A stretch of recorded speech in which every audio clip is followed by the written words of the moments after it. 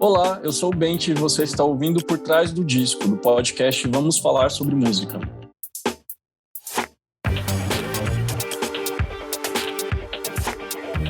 Em 2018, o mineiro Benti lançou Era 2. Suas canções de amor misturando viola caipira e música alternativa deixaram claro qual era o universo do artista.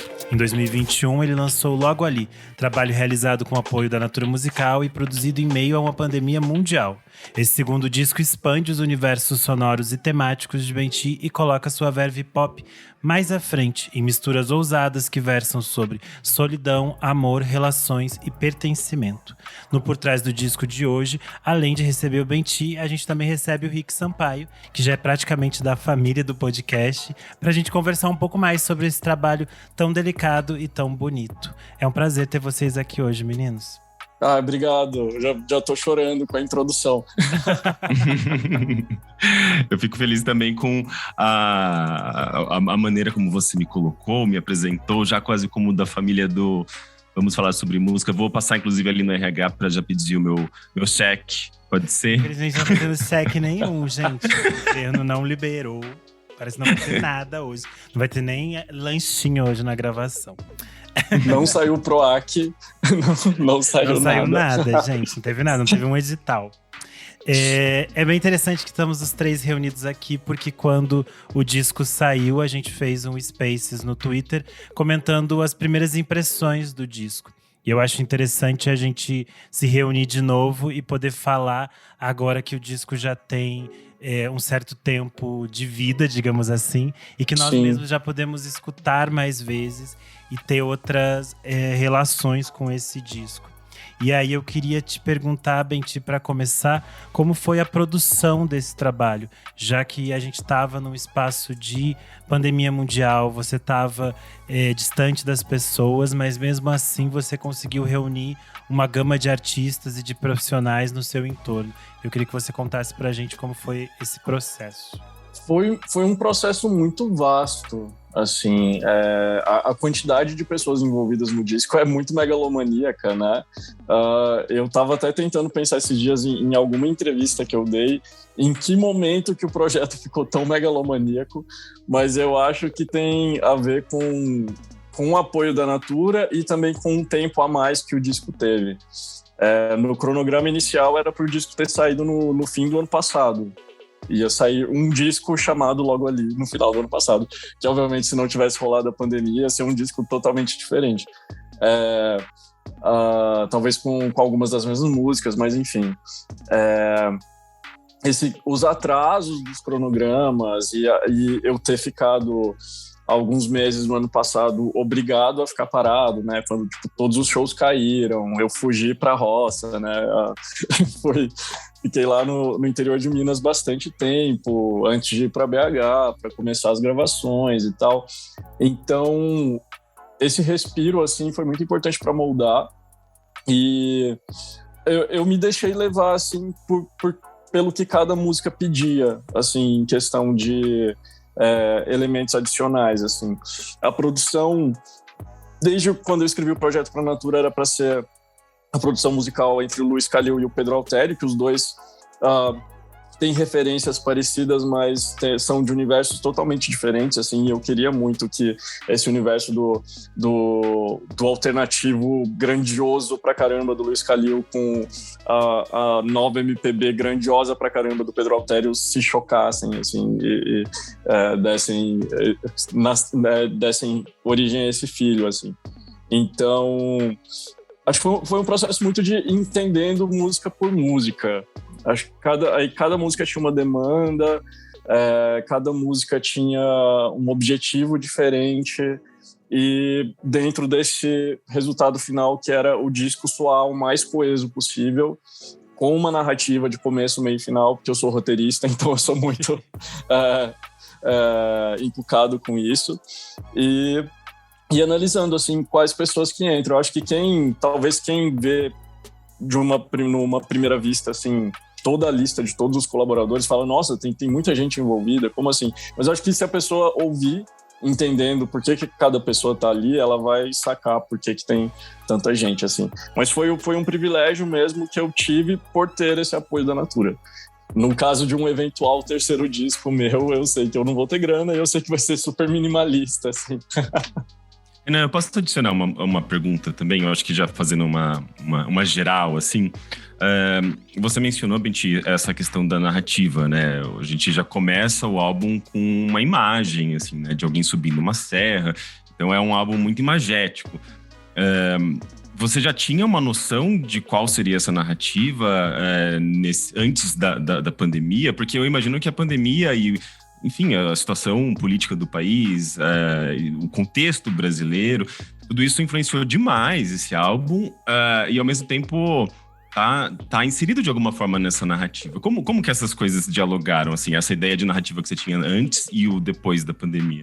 Pois é, quando eu escrevi o projeto para o Natura Musical, que já estava lá, o disco se chama Logo Ali, isso no final de 2019, né?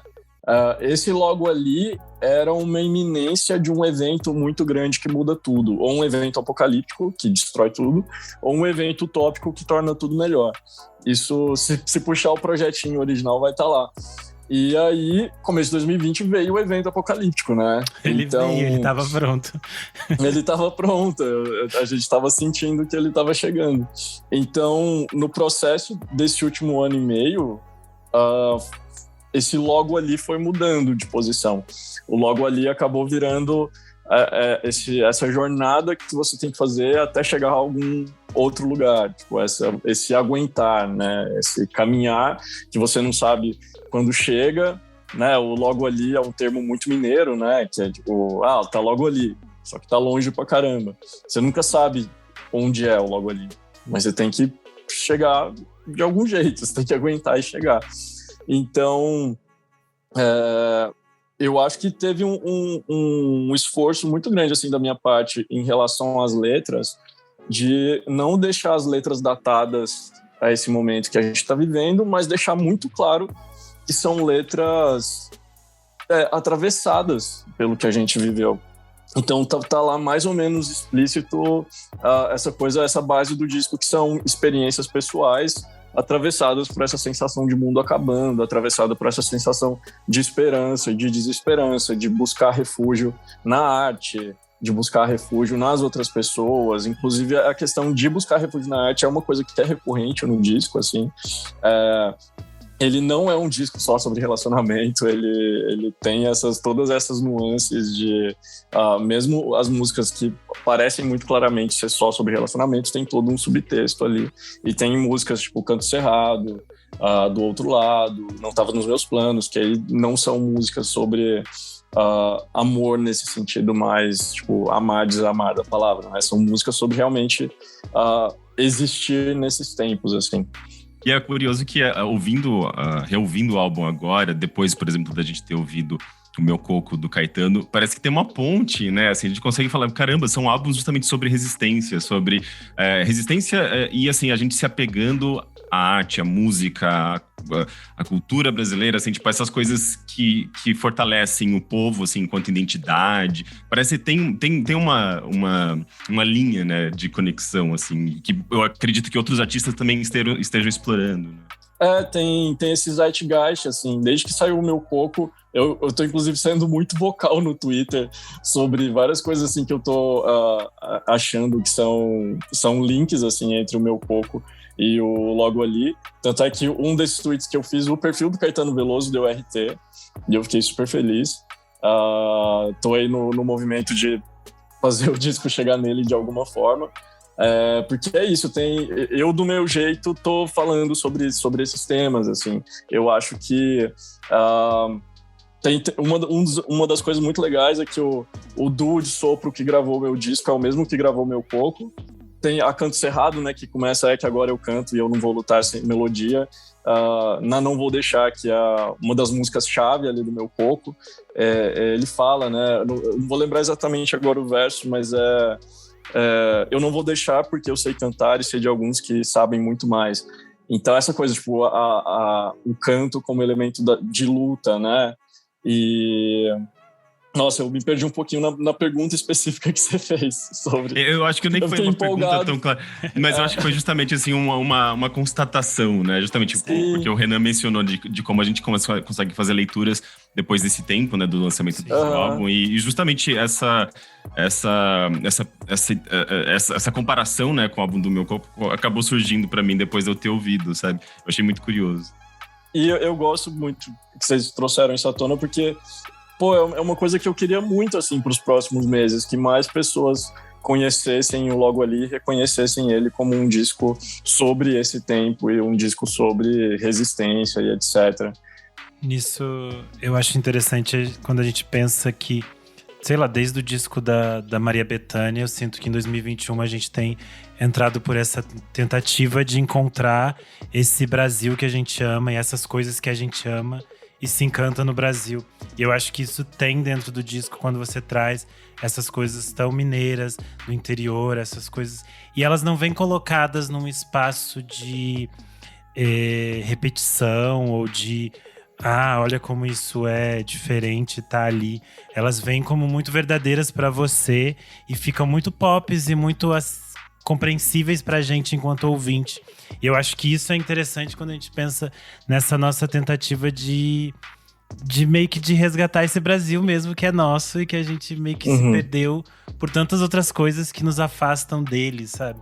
Eu acho interessante a gente ter isso feito em música popular por diferentes vozes em diferentes lugares, numa coisa que é meio isso mesmo, meio esse zeitgeist da época, do tempo. Mas eu acho que é algo bonito de se pensar, né? E pensar nisso daqui pra frente, como a gente vai conseguir outras coisas a partir disso, né?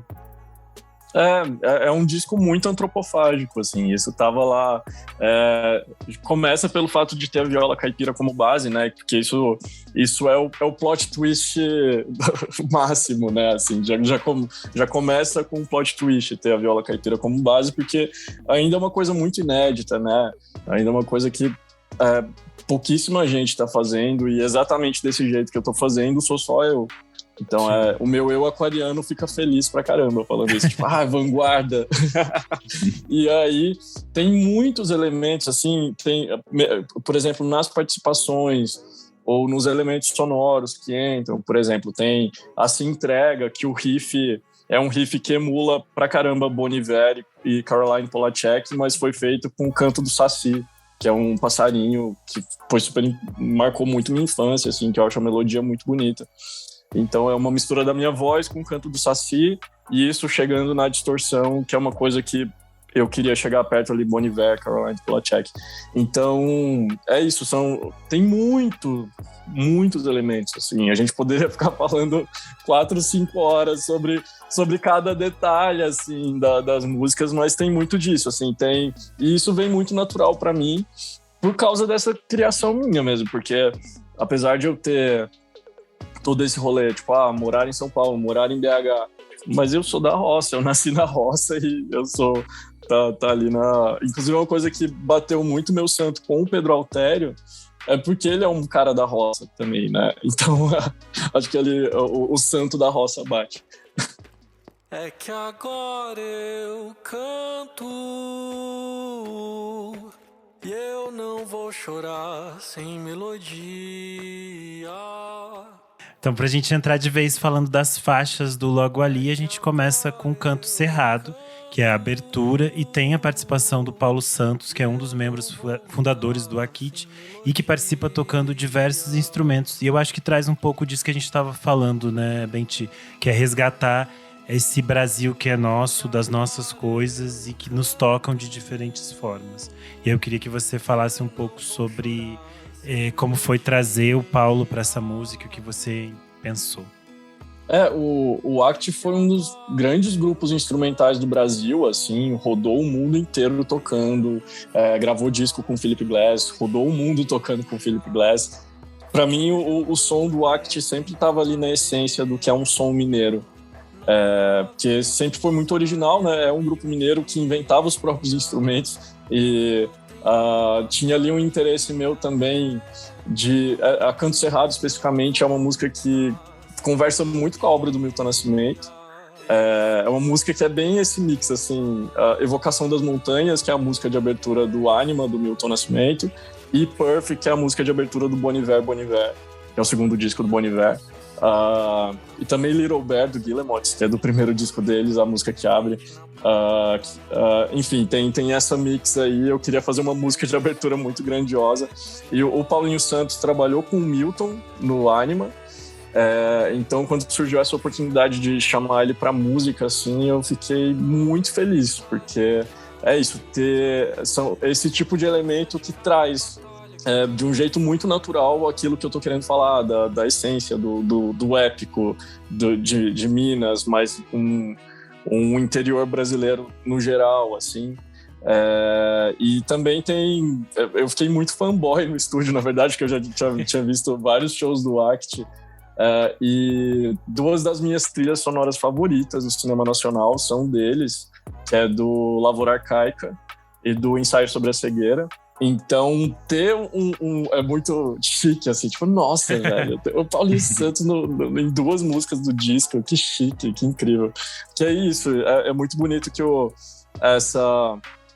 os timbres são tão diferentes que aí eles aparecerem de novo na última música dá muito facilmente esse link de novo para a primeira música, né? Que eu começo com os passos, termino com os passos, enfim. São os elementos muito interessantes. E vamos para a segunda, Livramento, que a letra é uma parceria com a Nina Oliveira. Essa daqui é a música, aquela música fofinha, assim, meio de... Tem um lado fofinho relacionamento, né? É uma música que eu acho que as pessoas, elas já chegam assim, já sentem um toque mais agradável e mais bonitinho aqui, né? É muito o hit, né? Só que aí é o hit que eu tô guardando pra fazer um clipe super produção ano que vem, com elenco global e etc. Mas... inclusive, essa música é um link muito direto assim, com o meu universo caipira e sertanejo. Voltando ainda para Canto Cerrado, o que eu acho legal, que é uma coisa que eu espero ter conseguido assim, no disco inteiro, é que tem muita gente, né, envolvida, eu assino como diretor musical. A Canto Cerrado e a Livramento tem pessoas totalmente diferentes envolvidas em cada uma das músicas. Mas eu gosto como uma encaixa muito bem na outra, assim, e flui. Quando eu fiz essa música, que a Nina deu essa ideia original, que deu o pontapé pra música, ela ficou falando muito, nossa, tem que ser uma sofrência isso. E eu compus a métrica da letra, assim, muito inspirada pela métrica de sertanejo contemporâneo, especialmente pela métrica da Marília Mendonça. Então, essa é uma música que eu queria muito, muito, muito que ela escutasse, assim. Então, enfim, é algo que eu tô trazendo agora, eu tô falando pela primeira vez sobre isso fora da terapia, porque eu ainda tô super abalado, assim, pela morte dela, e é isso, essa música é o meu link mais direto, assim, com o sertanejo. Eu consigo ouvir essa música cantada por cantores sertanejos, só que ao mesmo tempo o arranjo dela é super inspirado por Laura Marley. E aí a gente queria uma sanfona, eu falei, vou chamar o Genesi, por que não? O não a gente já tem. Aí eu convidei o Marcelo Genesi para tocar sanfona na música, e ele se empolgou tanto que acabou virando coprodutor. Isso foi uma coisa que ele fez sem nem falar, assim. Ele, de repente, falou um dia, fiz um monte de coisa na música, me empolguei, gravei piano, gravei assovio, gravei backing vocal. E aí eu falei, cara, que incrível. Isso é uma coisa, assim, que eu sempre falo, desde o Era 2, na verdade. Que eu acho que a minha sorte são as músicas. São as músicas que criam essas minhas conexões com essas outras pessoas. É, tipo, a força que as músicas têm e que toca essas pessoas que eu tento chegar através dessas músicas. Então, por exemplo, o Genesi, eu jamais imaginei que ele ia, topar, e dois, ser tão gentil, assim, de se envolver tanto com a música, assim, e realmente tornou parte dele.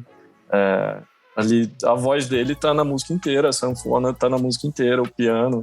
Então, é muito bonito, assim. Então, é isso. Ela é uma...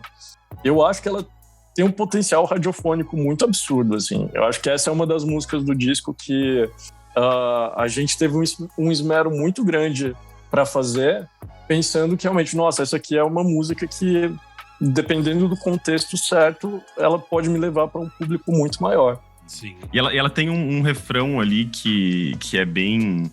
É um refrão doce e delicado, e depois eu fui descobrir, eu acho que aleatoriamente eu caí no tweet, aliás, no seu tweet, mostrando como a música ela foi inspirada em um tweet, foi isso? A música nasceu no Twitter, olha só como eu sou de vanguarda. A música nascida no Twitter, que foi um tweet da Palomina, que ela falando, nossa, o destino das camisetas que os boys emprestam pra gente, depois a gente nunca mais vê eles. Aí a Nina Oliveira postou, elas viram pijama ou pano de chão. Então esse foi o pontapé inicial. Aí eu até comentei embaixo, tem um tweet meu que é um gif da Rihanna tirando o óculos assim, e observando em volta.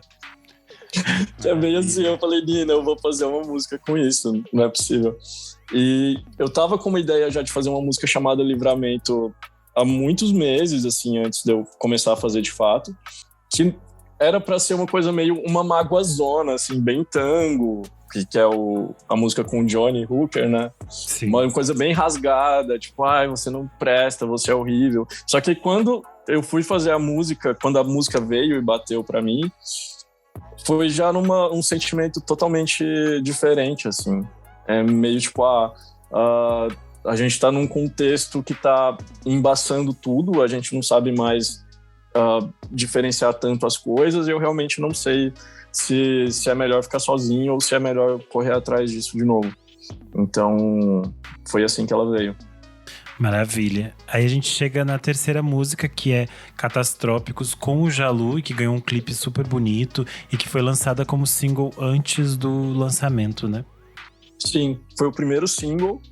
Eu fui muito nerd, assim, na composição de Catastrópicos. É a minha composição mais difícil, assim, de longe. A estrutura Quebra dela... completamente a estrutura, né? Você fica muito perdido. O que tá acontecendo nessa música? A estrutura dela é muito complicada. Tanto é que vai ser um grande desafio fazer ela ao vivo, assim, com a banda. A gente já fez um primeiro show do Logo Ali com banda e a gente resolveu não... Eu fiz acústico, a Catastrópicos. Porque ela...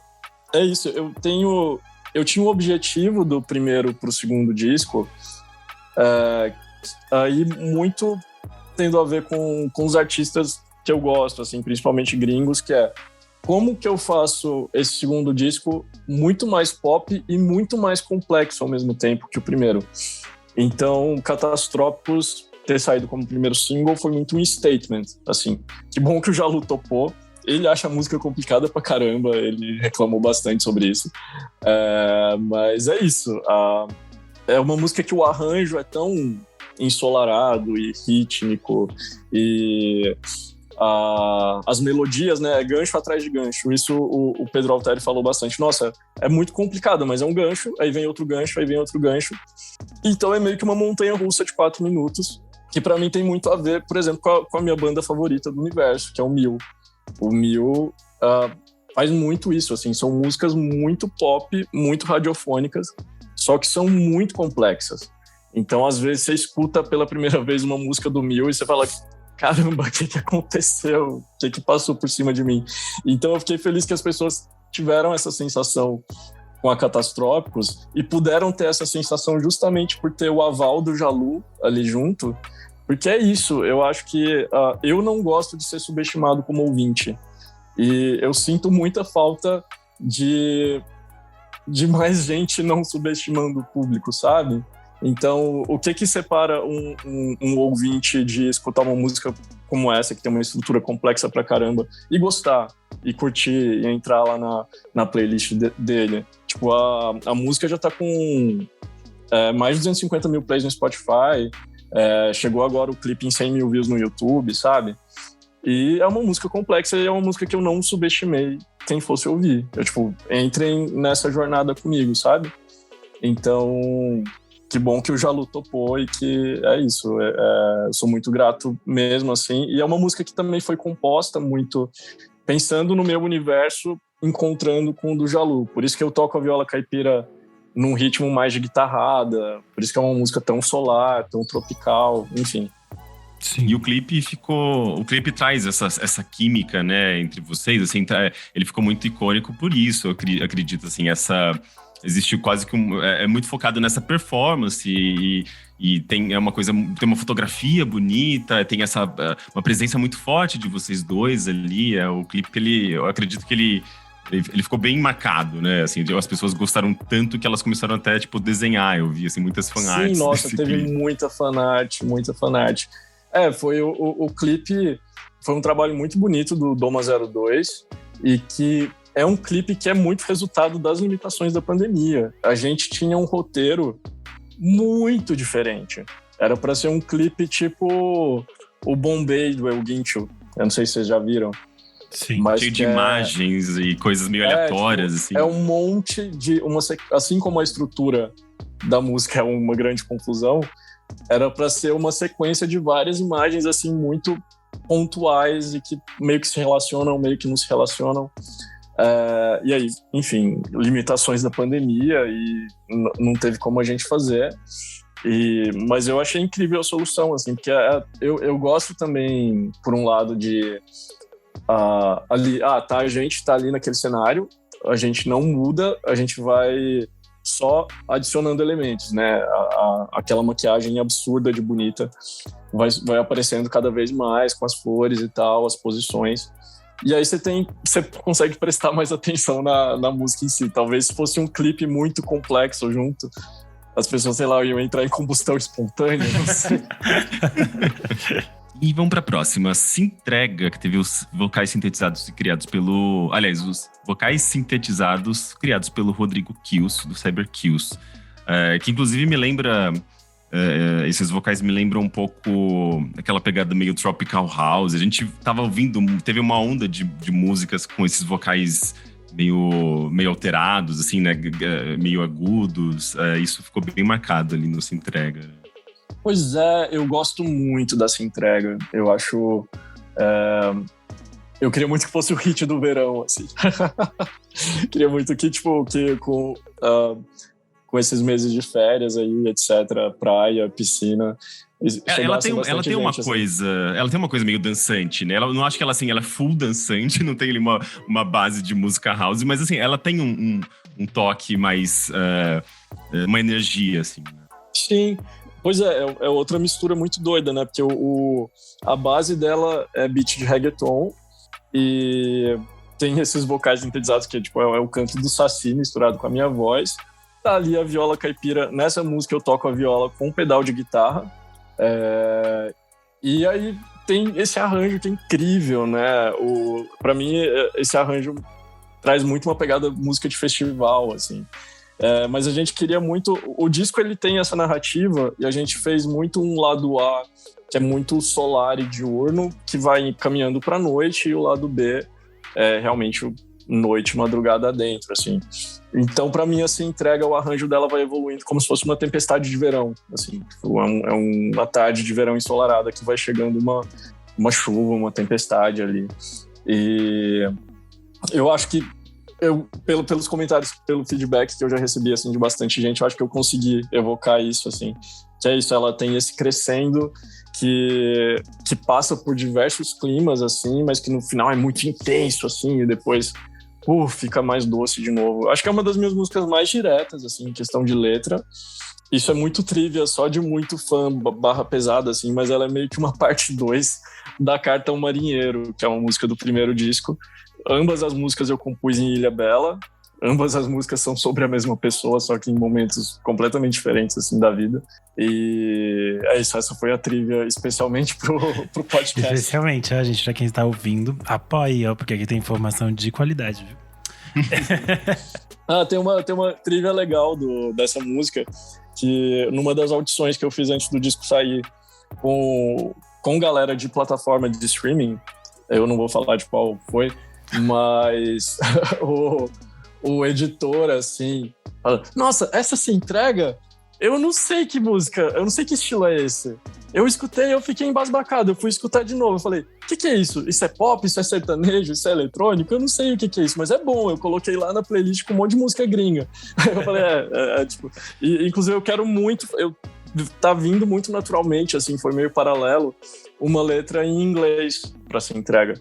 Então eu quero muito lançar nos próximos meses a versão em inglês dela, porque ela realmente, eu acho que a produção dela não deve absolutamente nada, assim, pra produção gringa. E eu queria muito, tipo, jogar isso no mundo, assim, tipo, tomem aqui essa música em inglês. Aí, gente, mais informação exclusiva pra vocês. Hoje a gente tá revelando muitas coisas pra vocês. A gente chega então em Quando o Sol Sumir, que é a faixa de número 5. E essa tem a participação especial da Fernanda Takai, que vai ganhar um clipe. E também tem a composição em parceria com a Roberta Campos. E ainda tem o Hélio Flanders no trompete. Então tem bastante gente nessa. Sim, eu sempre brinco que essa é o Avengers da nova MPB. Outra coisa que aí foi acontecendo, assim, eu comecei a compor essa música com a Roberta. A ideia veio quando a gente fez um show junto pro Festival Timbre, em Uberlândia, em 2019. E aí eu sempre falava com a Roberta assim, Roberta, eu preciso de uma música de casamento. Eu preciso de uma música que as pessoas vão escutar entrando pra casar. Só que é um disco sobre o fim do mundo, então tem que ser um casamento no fim do mundo. Aí a gente conversando sobre isso e tal. Aí comecinho do ano passado eu tava em Colônia, no Uruguai. Eu tinha acabado de fazer um show em Buenos Aires. Foi meu primeiro show fora do Brasil, esgotado, incrível, amazing. 2020 promete, uau, 2020 será o melhor ano da minha vida. Aí eu tava em Colônia e vendo o pôr do sol, assim, e tipo, pá, veio a música. Veio, tipo, a melodia, uma boa parte da letra. E aí depois mandei pra Roberta, aí ela compôs a parte dela, não sei exatamente quando, mas ela mandou só um ano depois, quando a gente estava gravando na imersão que a gente fez no Gargolândia, que é o estúdio no interior de São Paulo. A maior parte do disco foi gravado no Ilha do Corvo, em BH. E aí, o meu take de voz, que tá na música, inclusive, é um take de voz que eu gravei, tipo, 10 minutos depois de receber a letra da Roberta, assim. E foi um take que todo mundo gostou muito, então ele tá quase inteiro na música, assim, todo mundo emocionado, tipo, nossa, Roberta, incrível, não sei o que. E aí, a ideia original era ter a Roberta na música, só que aí ela lançou disco muito próximo do meu, e a gente já sabia disso há um bom tempo.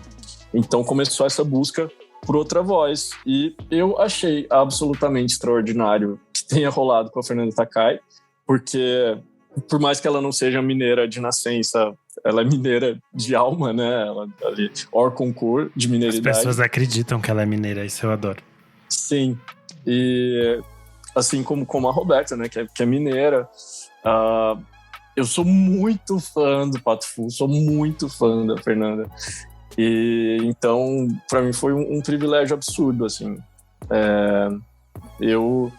Até hoje eu escuto a música, assim, assistindo o clipe, né? Porque a Fernanda tá no clipe, tá? Ela é super incrível no clipe. E ela foi super gentil. Eu falei, gente, como assim? Is this real life? E é isso, tipo, foi... Aí o Elinho, ele tava previsto também para participar do disco desde o projeto. Quando eu escrevi o projeto pra Natura, tinha o Jalu e o Elinho. E aí acabou que a música que eu ia fazer com ele como participação de voz não entrou no disco. Foi uma das várias músicas que não estão no disco, assim. Que rolou um Hunger Games de músicas em algum momento. E aí essa não entrou. E aí tem ele tocando trompete, né, Quando o Sol Sumir, que eu acho muito bonito, assim, muito bonito. E a faixa 6 não estava nos meus planos, foi parceria com o Pedro Altério. Essa daqui é uma das minhas favoritas, inclusive é uma daquelas que eu acho que quando eu tava ouvindo pela primeira vez, aliás, uma segunda, terceira vez, eu, tipo, quando você tenta emendar a sua voz junto, cantando junto, eu não conseguia, porque, tipo, eu ficava com aquele nozinho na garganta, sabe? Você não consegue cantar porque a música te faz chorar. Essa é uma delas. Fofo. Esse primeiro show que a gente fez do disco novo foi uma experiência intensa pra mim também, assim. As músicas são muito intensas, né? E ela não tava nos meus planos. O disco ele foi muito desenhado para ser vinil, então ela não tava nos meus planos, é o final do lado A. Então ela tem todo esse crescendo épico. O Léo Marques, que é lá do Ilha do Corvo, né, de BH, do estúdio, ele fala que essa música é de avião decolando. Que ela tem essa sensação muito grande, assim, tipo de... E eu acho legal que isso tem muito no disco, assim, quando você acha que não tem mais pra onde crescer, aí os arranjos vão e crescem mais ainda. Tanto é que pra mim o clímax mesmo do disco tá lá na faixa 11, mas depois a gente chega lá. E aí tem esses crescendos que vão ficando cada vez maiores até chegar lá. Eu não tava nos meus planos, foi uma música que a gente fez na imersão no Estúdio Alambari. Eu sempre tive essa vontade, assim, crescendo vendo documentário musical, né? Tipo, a galera se enfia no estúdio no meio do mato, tipo, vamos compor aqui no estúdio. Só que é caro, gente, é muito caro o estúdio. Compor em estúdio é um privilégio muito grande, é para quem pode pagar. Então, como eu podia pagar dessa vez, aí rolou isso, assim, esse movimento de compor essa música. Por isso que ela é assinada, a composição, por mim, pelo Pedro e pelo Calil. Que ela foi uma música ali que nasceu nessa experiência de estúdio. A Bianca Predieri, que grava a bateria no disco, as baterias é tipo metade da Bianca Predieri e metade do Calil. A Bianca, pra quem não sabe, gravou bateria pro disco da Jadsa também, Olho de Vidro, e tá na banda ao vivo dela também. Ela é uma baterista extraordinária, muito incrível, assim. Ela tá na minha banda também. Aqui, Estúdio SP, 8 de dezembro, vamos lá. O encontro, Encontro. E aí, nossa, ela escutou a música uma vez, assim, e já mandou ver na bateria, tipo, sensacional. E essa música, ela tem 2 BPMs. A pessoa não vai perceber escutando, mas ela tem 2 mudanças de BPM, assim, que super fazem toda a diferença pra gente nesse nível ultra nerd de música e tal, mas e aí pra ao vivo complica mais ainda, assim. Enfim, e a Bianca tirou de letra, e é uma música muito sobre resignação, assim. A gente fez em fevereiro, né, desse ano, de 2021, eu tava já com o cronograma muito desenhado pro disco mais uma vez, e aí tava vindo a fucking segunda onda, e aí é só essa sensação, tipo, de, mano, é isso. Já tava tudo tão horrível, vai ficar mais horrível ainda. E não tem muito o que fazer, é respirar fundo e sobreviver. Eu acho que é uma música muito sobre isso, assim, sobre incerteza, né? É quase uma paz que vem dessa resignação, assim, é tipo, nossa, isso tá totalmente fora do meu controle. É isso. Eu acho que por isso que ela cresce tanto no final, assim, é muita coisa guardada. Lembra que eu sonhei e te contei um dia que eu te via em Salvador com o amor da tua vida. E esse amor não era eu. Mas alguém que eu conhecia.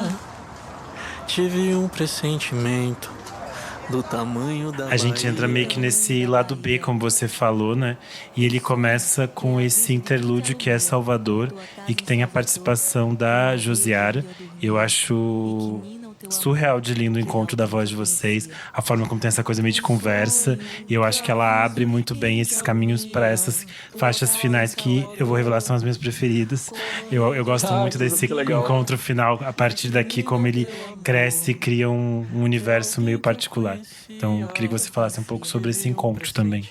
Pois esse interlúdio é muito um baque, assim, né, pra segundo lado, assim. Tipo, se a pessoa acha eu acho a primeira metade ensolarada pra caramba, assim, super dançante. Se a pessoa acha a primeira metade melancólica, então ela vai querer morrer na segunda. Que aí é isso. Esse interlúdio é o baque pra esse lado B, que é muito sobre solidão, que é muito sobre realmente, o mundo está acabando. E aí? E, você tem uma assim, corda sombria, né? Tipo, um momento que você tem assim, tipo, é um negócio meio assustador ali nessa música, né? É um momento, eu acho que dá um baque mesmo. Sim, eu vou revelar aqui pros seguidores. Essa música, ela tem um sample muito específico de um artista, de um disco lá de 85, mas que a gente distorceu pra caramba, assim. E tá lá, tipo, como esse elemento fantasma, assim. Mas tem essa coisa de eu falando sobre Salvador numa pegada meio mítica, assim. Por um lado, tem essa presença da Josiara que te traz muito pro sério, né? Tipo, pô, essa pessoa incrível com essa voz incrível recitando isso, então você tá prestando atenção, sabe? Então dá um tom meio mítico para isso. Por outro lado, eu acho que é um comentário meu, assim, muito com uma quase obsessão, assim, da nova MPB com Salvador, sabe? Eu amo Salvador também, eu sou obcecado com Salvador, mas acho que é quase também um comentário sobre, nossa, rola uma obsession, assim. E é isso, esse 1 minuto e pouco da música tem muito dessa dualidade, assim, de comentário, mas também de ser uma coisa que tá se levando muito a sério. Nossa, eu super vou querer agora pegar essa música, diminuir, aumentar a velocidade, no caso, e ver o que eu descubro aí atrás, gente. Eu quero descobrir que música fantasma é essa agora. Tipo música da Xuxa, né? Tipo, coloca no reverso, acelera. Meu Deus, eu fiquei assustado agora, eu preciso descobrir. Eu adoro essas coisas, esses segredinhos. Você não vai conseguir descobrir. Não vou. Ah, mas não vai. Eu vou dar um jeito aqui. Seja muito fã dessa pessoa, assim, enfim. Você tá subestimando minha capacidade de conhecimento de bandas dos anos 80 e coisas, especialmente se for uma coisa meio dark wave, assim, aquelas coisas meio góticas, eu adoro. Mas tá bom. Vamos pra faixa 8. Vamos pra faixa 8, Habitat, que eu acho que essa talvez seja aquela mais que grita pandemia, né? Sim. E que, ironicamente, eu fiz no final de 2019. Caramba, que loucura. Eu não mudei absolutamente nada na letra dela. Porque, tipo, várias letras, tipo, algumas coisas em várias letras eu mudei, assim. Por exemplo, quando o sol sumia, tinha umas coisas na letra, assim, que eu mudei por causa do contexto de pandemia. Habitar, eu não mudei nada na letra. Então é muito uma coisa, assim, tipo, de nossa...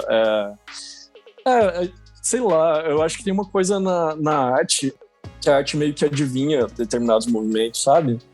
Eu sinto muito isso com a Habitat, mas para mim é um bom sinal, assim, de que essa sensação de isolamento, essa sensação de solidão da qual a música fala, não é restrita ao que a gente viveu. É um sentimento muito universal, principalmente muito metropolitano, assim.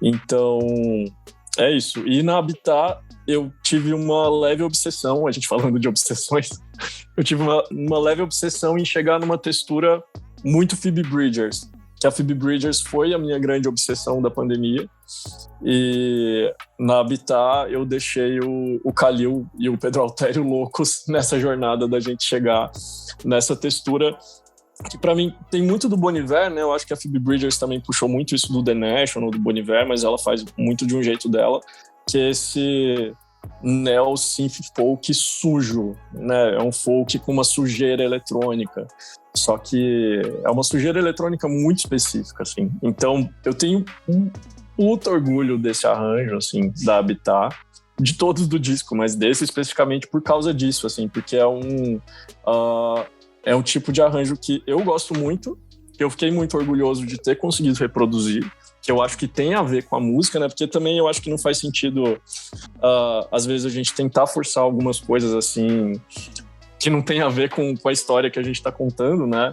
E eu acho que super tem a ver com aquele momento, realmente, do disco ficar um pouco mais soturno, assim.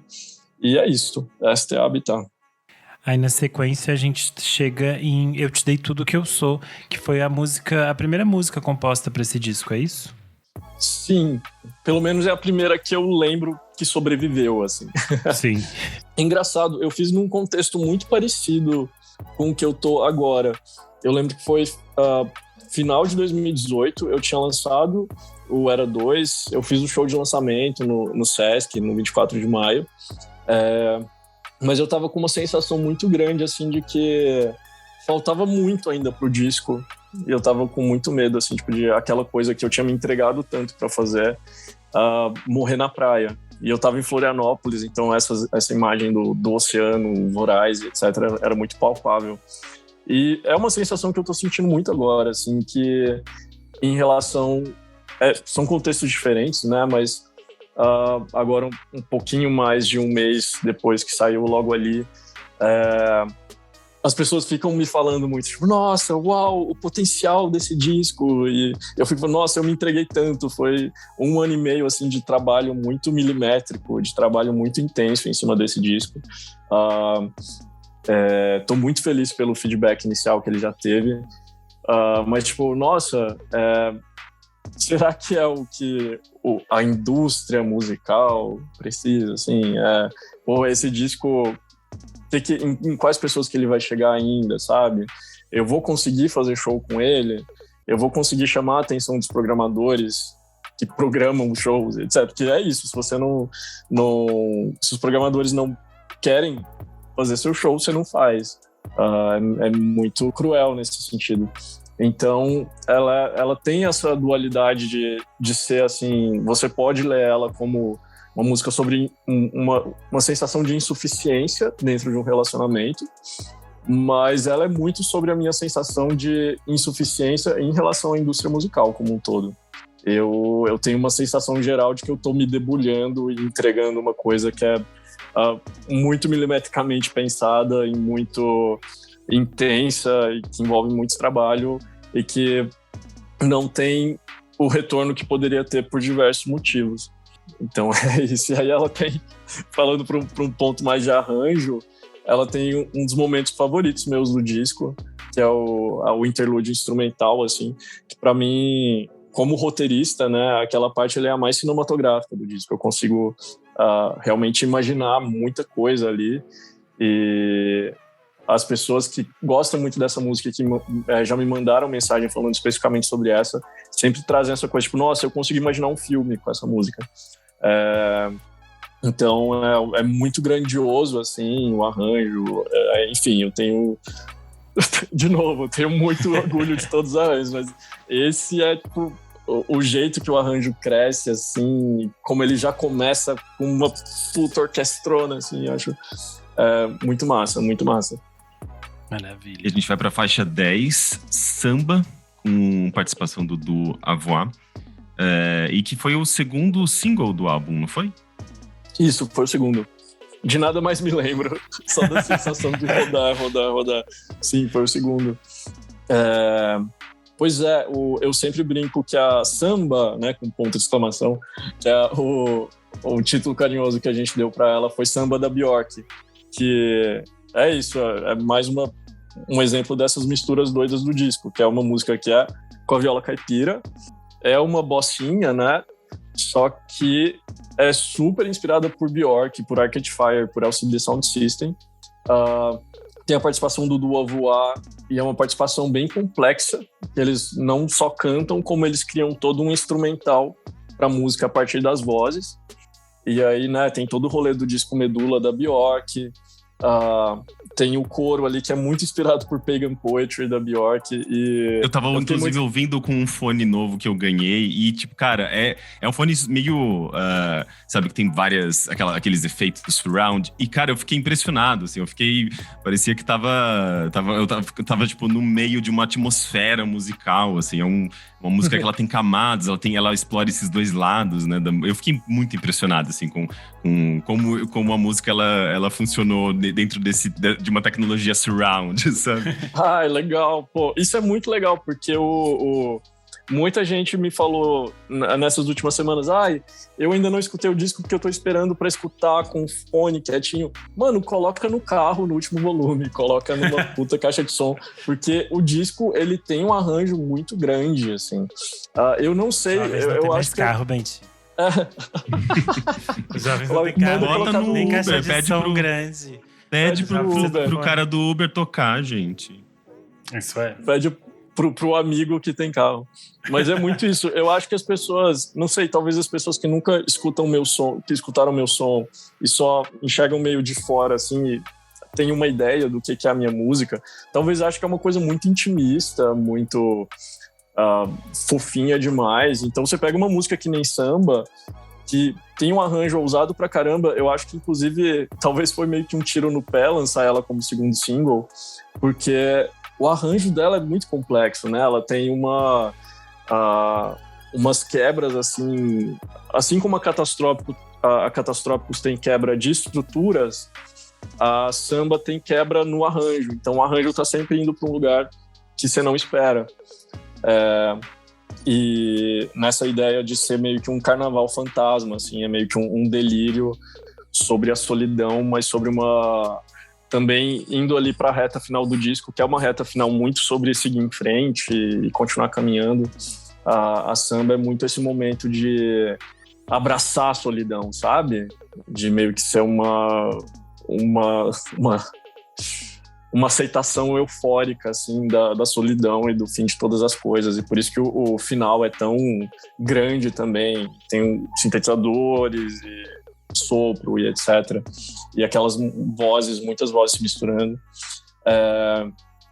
Mas é isso, assim, é uma música que também eu tenho... Aí tem o clipe, né, que tem um plano sequência, que também é outra coisa, assim, que é muito legal o resultado, mas que veio de uma limitação da pandemia pro projeto ali, mas que eu acho muito massa. E é isso, a Samba, eu acho que a Samba é esse momento que aponta já pro final do disco, assim. Sim. Aí a gente chega na faixa de número 11, que é a penúltima, que é Do Outro Lado, Mantra, Tornado, Grito. E tem a participação do português Moraes. Eu queria entender um pouco como você chegou até ele, como foi essa troca. Pois é, a composição eu assino com o Moraes e com o Barro, né, lá de Recife. Sim. Eu comecei a fazer essa música com o Barro bem quando a pandemia foi declarada. Eu estava começando uma turnê no Nordeste, março do ano passado, quando a pandemia começou. E consegui fazer só o primeiro show, que foi em Recife. Eu coloquei o pé em Recife, todos os outros shows foram cancelados. Aí eu fiquei preso em Recife, eu tava na casa do Barro, e eu sempre faço esse movimento, assim, com amigos músicos, de entregar a viola caipira na mão da pessoa e ver o que ela faz. Inclusive, sou amigo da Lucy Rose, a incrível cantora de folk britânica. E aí, quando ela veio no Brasil, eu muito bragging about, né? Mas é isso, tipo, aí quando teve uma tarde que eu passei com ela, que eu entreguei, assim, a viola pra ela, e eu tenho as melodias gravadas até hoje. Eu super tenho vontade de fazer alguma coisa em cima e só avisar ela, você vai estudar como compositora, tá bom? Que eu fiz música. Mas... E o Barro começou. E essa música começou a vir muito naturalmente, assim. E...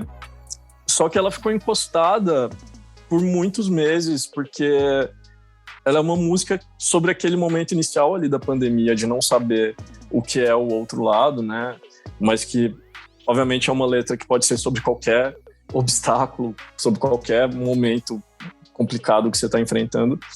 Mas era uma letra que toda vez que eu começava a revisitar me provocava muita dor.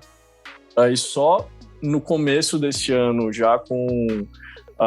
na verdade, em abril, já com o disco indo muito para a reta final, assim, das gravações, eu falei, velho, a Do Outro Lado tem tudo a ver com esse disco, não tem como deixar de fora.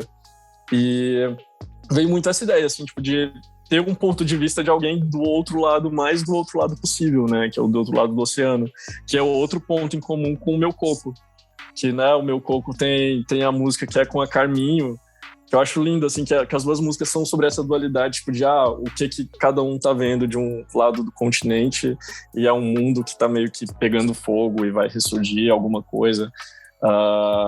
E aí o Moraes, eu convidei ele faz parte de uma banda portuguesa muito emblemática, assim, que é a Linda Martini, e ele super gentil, ele já tocou no Brasil algumas vezes. O disco dele solo, que ele lançou esse ano, na verdade, é produzido pelo Bank, do Bulgarins, então ele tem essa conexão com o Brasil e foi, acho que, mais tranquilo, assim, de ter ele na música, justamente por ele ter essa relação, assim. E, pô, eu acho essa música muito, muito incrível. Eu tava com medo das pessoas acharem ela experimental demais. Por exemplo, essa é uma música que é totalmente diferente do que eu fiz no Era 2, né? Ela tipo, tá vários degraus além assim, do que eu já tinha feito. E aí muita gente tá me falando que é a música favorita do disco. Inclusive o Johnny Hook, toda uma galera envolvida no disco.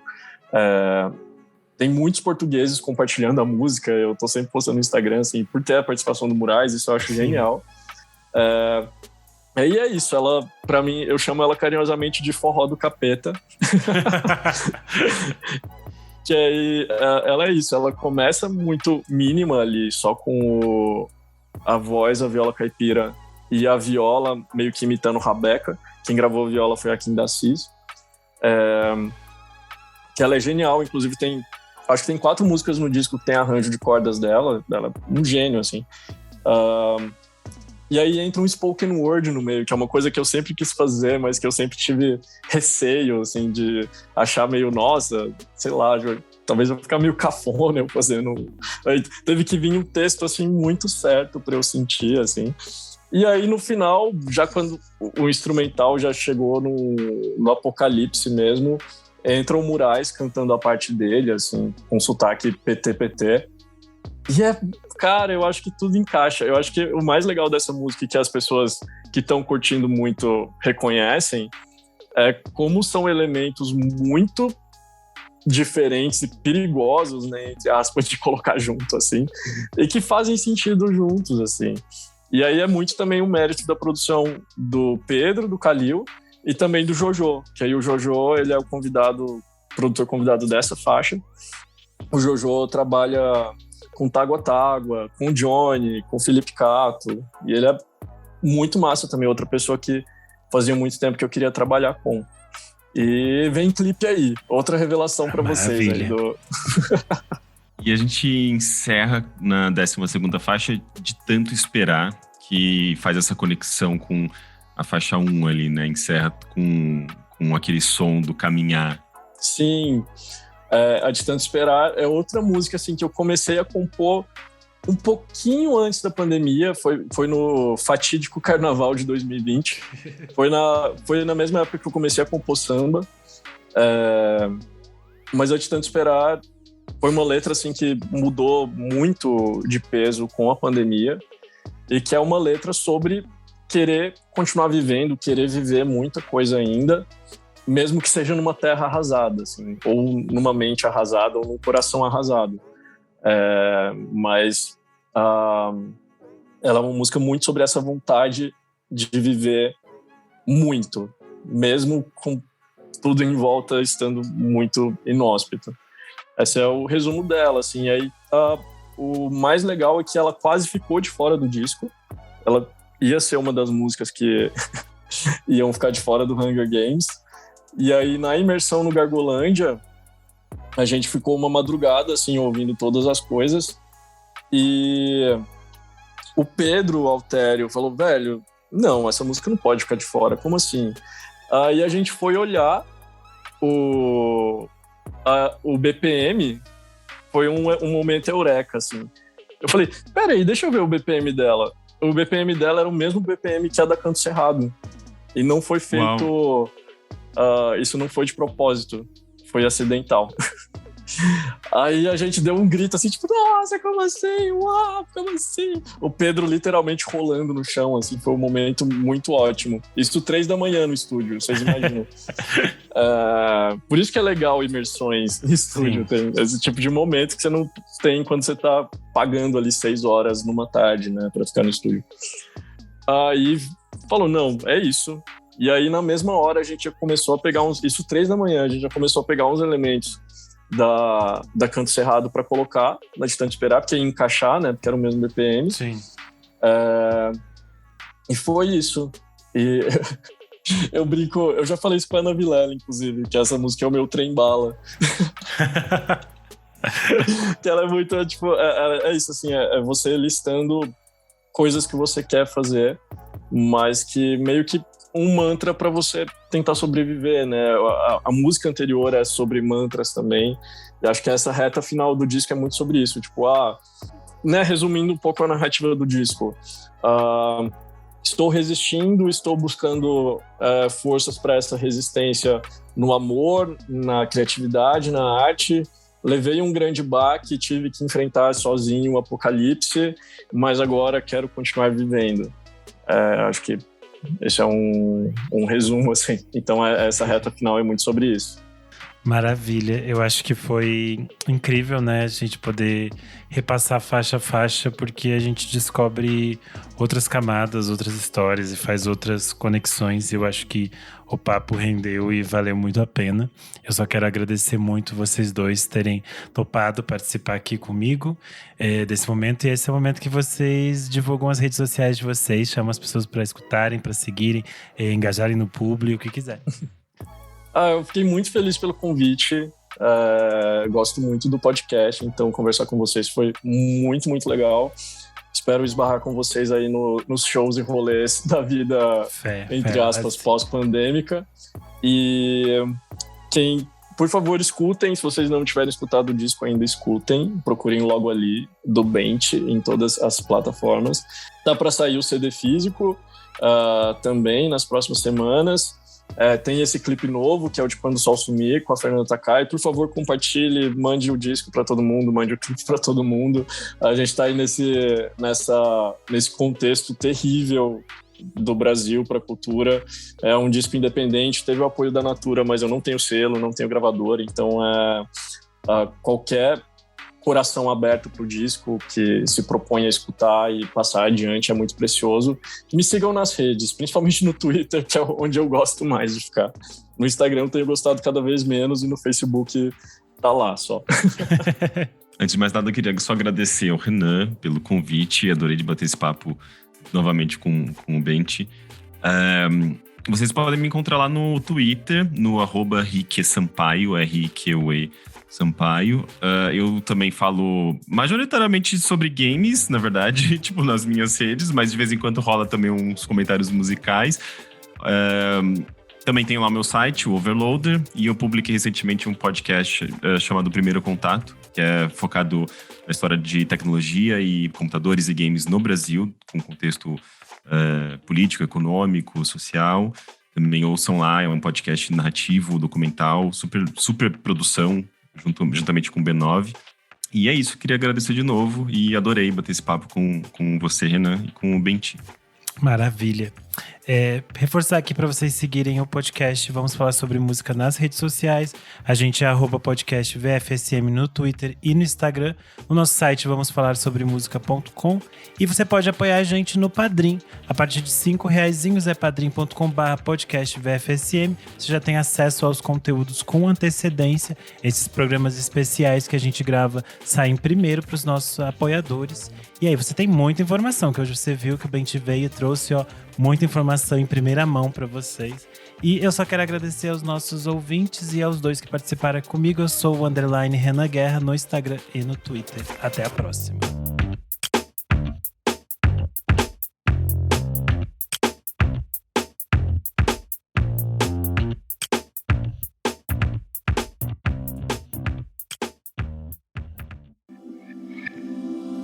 Esse podcast foi editado por Nick Silva.